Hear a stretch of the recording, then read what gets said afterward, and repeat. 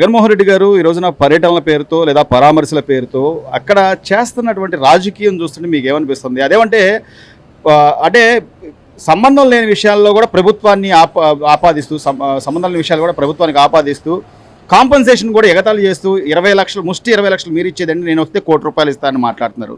ఏంటి సార్, ఎలా చూడాలి ఆయన మాటలు? ఆయన తన ఉనికి కోసం పోరాడుతున్నాడు. అంత తప్పితే ఆయన మాటల్లో జెన్యూనిటీ ఏమీ లేదు. మసిపూసి మారేడుగా చేసి ఏదో రకంగా నమ్మిద్దాం, ప్రజల్ని తప్పుదోవ పట్టిద్దామని ఆకాంక్షే కానీ వరుసనే ఫెయిల్ అవుతున్నా కూడా ఈ ఫేక్ ప్రచారాల్లో పడిపోయి ఆయన ప్రజల కోసం బయటకు వచ్చి అసెంబ్లీకి వెళ్ళి ఏమైనా మాట్లాడి అసెంబ్లీలో పోరాటం చేస్తే ఏమైనా కొంచెం ఫలితం ఉంటుంది. కానీ ఇటువంటి ఫేక్ ప్రచారాల వల్ల ఈ రప్పారప్ప వల్ల ఏమీ అవదని తెలియజేస్తున్నాం ప్రజలు. కానీ అంటే ఈ రోజున మీరు అన్నట్టుగా అసెంబ్లీకి వెళ్ళాలంటే నాకు ప్రతిపక్ష హోదా కావాలంటాడు, అది రాదు కాబట్టి అసెంబ్లీకి వెళ్ళాడు. రెండోది వచ్చి కుల రాజకీయాలు.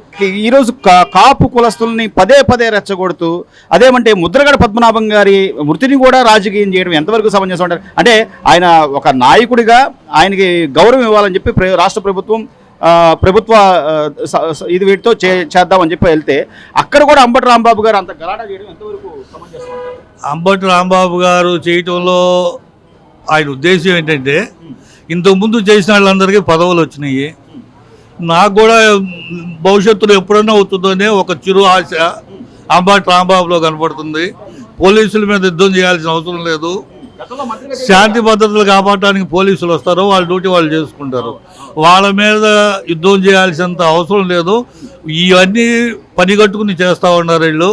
ప్రజలు ఇవన్నీ గమనించవలసిందిగా, ప్రజల్లో జాగృతిగా ఉండవలసిందిగా కోరుతున్నాం. కానీ గత 2 ఏళ్లుగా కూటమి ప్రభుత్వం అధికారంలోకి వచ్చాక సంక్షేమ పథకాలు కానివ్వండి, అభివృద్ధి కానివ్వండి, లేకపోతే పరిశ్రమలు తీసుకొచ్చే విధానం కానివ్వండి, ఇవన్నీ వాళ్ళకి ఎప్పటికప్పుడు చెప్తున్నారు అన్నట్టుగానే కొన్ని జరుగుతున్నాయి.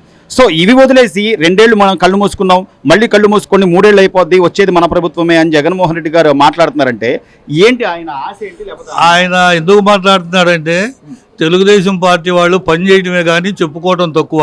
వాళ్ళు దాన్ని అడ్వాంటేజ్గా తీసుకుని ఇటువంటి దుష్ప్రచారాలు చేస్తున్నారు. ఇంతమంది మినిస్టర్లు ఉన్నారు, ఎమ్మెల్యేలు ఉన్నారు. రాయలసీమలో నీటి కొరతని వాళ్ళు ఇవాళ గుర్తొచ్చి బయటకు వచ్చి వాళ్ళు సభలు పెట్టుకుంటుండే వీళ్ళు చేసిన పనులు చెప్పుకుని వాటిని ఖండించాల్సిన బాధ్యత తెలుగుదేశం ఎమ్మెల్యేల మీద, మినిస్టర్ల మీద ఉంది. ఈ గుర్తెరిగి తెలుగుదేశం కూడా ప్రవర్తించాలని. మీరు అన్నట్టుగానే కనపడుతున్నాయి కదా సార్. ఈ రోజున మనం అంత అమాయకంగా లేము. అరచేతిలో మొత్తం ప్రపంచం అంతా కనపడడానికి ఫోన్ ఉంది. ఏం జరిగినా కూడా, ఏ ఇన్సిడెంట్ జరిగినా కూడా కనపడుతుంది. ఇంకా మనం ప్రచారం చేసుకోవడం సరే, మీరు అన్నట్టుగా చెప్పుకోవాలి, చేసిన మంచి చెప్పుకోవాలి కాదంటలా. కానీ దీనికన్నా ఎక్కువ చెడు లేకపోతే ఏదో ఒక విష ప్రచారం చేస్తుంటే మనం ఏం చెప్తే అదే నమ్ముతారనే ధోరణిలో ఉన్నారు ప్రజలు. అంత అమాయకంగా ఉన్నారా అంటే వాళ్ళు అది ఎందుకు ప్రచారం చేస్తున్నారంటే 2019లో సక్సెస్ అయ్యారు. అలాగే చేసి కుల రాజకీయం చేశారు, ఈ దుష్ప్రచారాలు చేశారు, బాబాయ్ హత్యను తీసుకొచ్చి వీళ్ళ మెడకేశారు. వీళ్ళు మౌనం దాల్చారు, ప్రజలు నమ్మారు. రెండోసారి కూడా నమ్ముతారనే ఆశలో వాళ్ళు ఉంటారు. వాళ్ళ ఆశలో తప్పు లేదు. అది ఖండించాల్సిన బాధ్యత తెలుగుదేశం నాయకుల మీద, కార్యకర్తల మీద. ప్రజలు కూడా జాగరూకత వహించాలని కోరుతున్నాం. చివరిగా ఈ రోజున అమరావతి రాజధానికి సంబంధించి గత 5 ఏళ్లలో ఆయన 3 రాజధానులు అన్నాడు. ఇప్పుడు కొత్తగా మావిగన్, అమరావతి వర్సెస్ మావిగన్ అంటున్నాడు.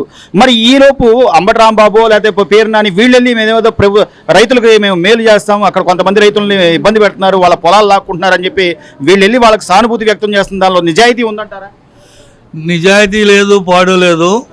మావిగన్ ఒక అబోధ కల్పన. ఈసారి అంటూ జగన్ వస్తే మావిగన్ కాదు ఆంధ్ర రాజధాని, మా జగన్. మచిలీపట్నం, జగ్గయ్యపేట, గుంటూరులో గన్ను తీసుకుని మా జగన్ అంటాడు. ఆయన పేరు శాశ్వతంగా అక్కడ నిలిచిపోవాలని ఒక విపరీత మనస్తత్వంతో ఉన్నాడు. ఎన్ని జరగాని పనులు. 33,000 మంది రైతులు పొలం ఇస్తే 11 మంది రైతుల కోసం పోరాడుతున్నాడు. 5 సంవత్సరాలు వాళ్ళ 33,000 మందిని హింస పెట్టాడు. అది గుర్తు రావట్లేదు. మరి అది ప్రజల మధ్య మరుప, ఆయన మధ్య మరుప, విఘ్నులు ఆలోచించుకోవాలి. సార్ జగన్మోహన్ రెడ్డి గారు పర్యటనలు కానీ లేకపోతే ఆయన పరామర్శలు కానీ కేవలం ఒక అంటే రాజకీయం లేదా కుల రాజకీయం ఇవి తప్ప ఆయన మాట్లాడే మాటల్లో ఎంతవరకు జెన్యూనిటీ ఉందంటారు? గత 5 ఏళ్ల పరిపాలన చూసిన ప్రజలు ఆయన ఏం చెప్పినా నమ్మే పరిస్థితిలో ఉన్నారా? లేరండి. ఇది కుల రాజకీయాల కూడు పెట్టవండి. కులాలతో ఎన్నాళ్ళో సాగదా రాజకీయ పార్టీ. కులాలు అనేది తీసి పక్కన పెట్టి జెన్యూన్గా రావాలి. అతను జెన్యూన్గా వచ్చి వాస్తవాన్ని మాట్లాడాలి. కానీ ఏ కాడికి కులాలను రెచ్చగొడతాము, లేకపోతే ఆ అన్యాయం జరిగిన చోట దగ్గరికి వెళ్ళి నేనేదో వస్తే ఎరగదీస్తానని చెప్పేసి 2 ఏళ్ళు ఆగండి, ₹1,00,00,000 ఇస్తాను, 2 కోట్లు ఇస్తానని ఈ ఊరికే ఎట్లాంటి ఈ డైలాగ్ ఎట్లా చెప్పాలో అర్థం కావట్లేదు. అపోహలు సృష్టిస్తున్నాడు అంతే. అపోహలు క్రియేట్ చేస్తున్నాడు. క్రియేట్ చేసి తను పబ్బం గడుపుకుంటున్నాడు. కేడర్ జారిపోకుండా, అతనుకున్న కేడర్ జారిపోకుండా ఇతను పబ్బం గడుపుకొని కాలక్షేపం చేస్తున్నాడు. రెచ్చగొట్టే ధోరణిలో ఉన్నాడు ప్రతి డైలాగ్ కూడా. కనీసం అంటే వాళ్ళు నష్టపోయి ఉన్నారు, ఒక కుటుంబం ఇబ్బందుల్లో ఉంది, ఇది కూడా వదిలేసి ఎంతసేపు నేను వస్తే ₹1,00,00,000 ఇస్తాను, లేకపోతే మీరిచ్చే ముష్టి 20 లక్షలు, ఈ మాటలు ఎలా చూడాలి సార్? అది కరెక్ట్ కాదండి. అతను నేను అనకూడదు కానండి, రాజకీయాలు నేర్చుకున్న అతను కాదు. రాజకీయాలు నేర్చుకొని రాజకీయాల్లో అనుభవం ఉండి మాట్లాడే డైలాగులు కాదు అవి. ఏ కాడికి ఇంకో రకంగా మాట్లాడితే అతన్ని విమర్శించినట్టు ఉంటుంది. అలా మాట్లాడకూడదు. కానీ అతను అలా పబ్బం గడుపుకుంటున్నాడు. అది సరే, రాజకీయంగా పక్కన పెడదాం. కుల రాజకీయాలు తీసుకొచ్చి ఈ రోజున నిన్న ముద్రగడ పద్మనాభం గారు చనిపోయారు. ఆయన ఒక సీనియర్ నాయకులు. ఆయనకి గౌరవార్థం ప్రభుత్వ లాంఛనాలతో అంత్యక్రియలు చేయాలన్న దాన్ని కూడా వ్యతిరేకించి అంబటి రాంబాబు గారు అలా దూకుడుగా పోలీసుల మీద, అది అసలు కరెక్ట్ ప్రాసెసే కరెక్ట్ కాదు అంబటి రాంబాబు ఏదో అనుకుంటున్నాడు. చిన్న రౌడీజం లాగా వాళ్ళు పోలీసుల మీదకి వెళ్ళి తోసేస్తున్నాడు. 5-6 సార్లు తోసాడు ఒక సీఐని పట్టుకొని. అసలు ఏంది ఆయన తిరగబడి ఏమన్నా? అతను చాలా మర్యాదస్తుడు కాబట్టి ఆ సీఐ గారు అట్లా ఆగాడు. 3-4 సార్లు తోసాడు. నేను చూస్తూనే ఉన్నా టీవీలో. అది కరెక్ట్ పొజిషన్ కాదు అంబటి రాంబాబు.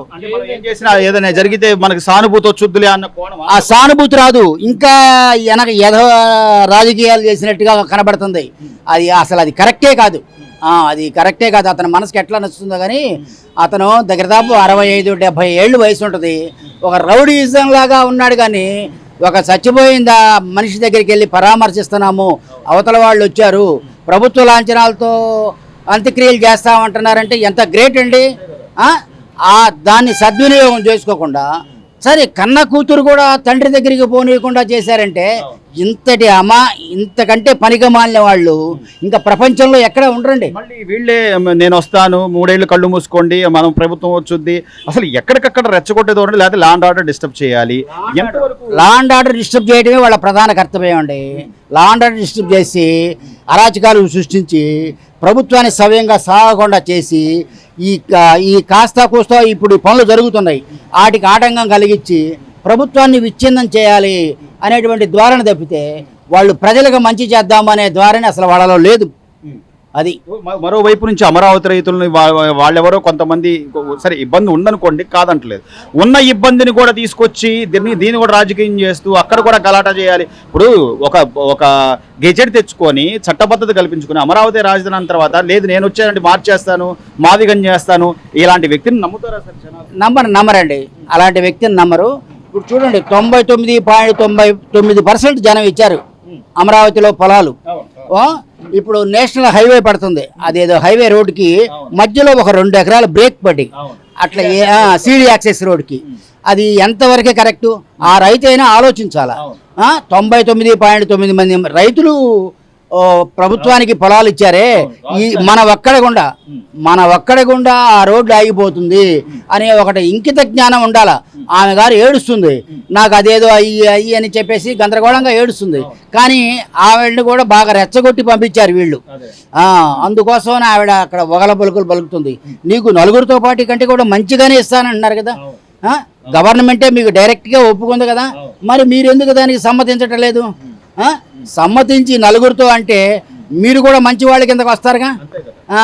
ఇప్పుడు 99 మందిలో మీరొక్కళ్ళే చెడ్డోళ్ళుగా కనబడుతున్నారు ప్రభుత్వానికి కానీ ప్రజలకు కానీ. అలా కాకుండా ఇప్పుడు గవర్నమెంట్ మరి అంతే కదా, గవర్నమెంట్ డిమాండెడ్గా అదేదో యాక్ట్ ప్రకారంగా కనుక లాక్కుంటే నీకు ఏం ఉపయోగం ఉంటుంది? నీ మంచితనం పోతుంది, నష్టపోవడం తప్పితే నీకు లాభం రాదు. ఇతరుల మాటలు విని అలా చేయకూడదు అని నేను ఈ టీవీ ద్వారా ఆవిడకి చెప్తున్నా.